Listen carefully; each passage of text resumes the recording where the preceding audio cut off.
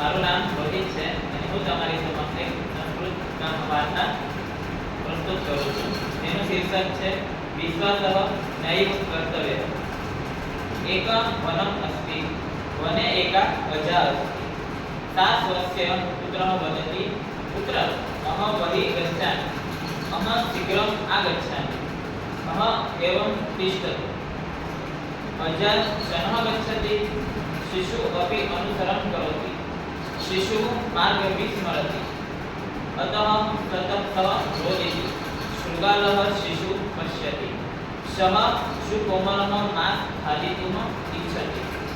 शृगालः वदति भवान् किमर्थं रोदिति.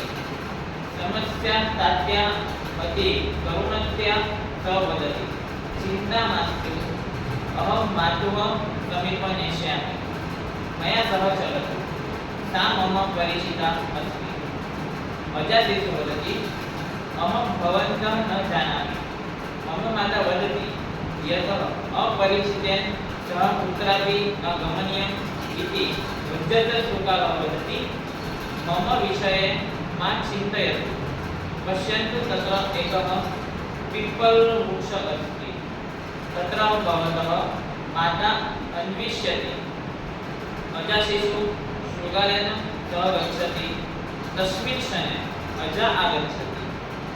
स्वपुत्रेण सह उद्यतशृगालः दृष्ट्वा वदति पुत्रः भवान् एतेन सह कुत्र गच्छति. अस्य विश्वासः न कर्तव्यः. शिशुः मातुः समीपं धावति. शिशुमुखात् घटना श्रुत्वा अजा क्रुध्यते. अजा शृगालः प्रहरति. शृगालः पलायते. अजाशिशुः वदति पुत्र अपरिचितस्य उपरि कदापि विश्वासः नैव कर्तव्यः. न मैत्री कर्तव्या न पुत्राणि गमनीया.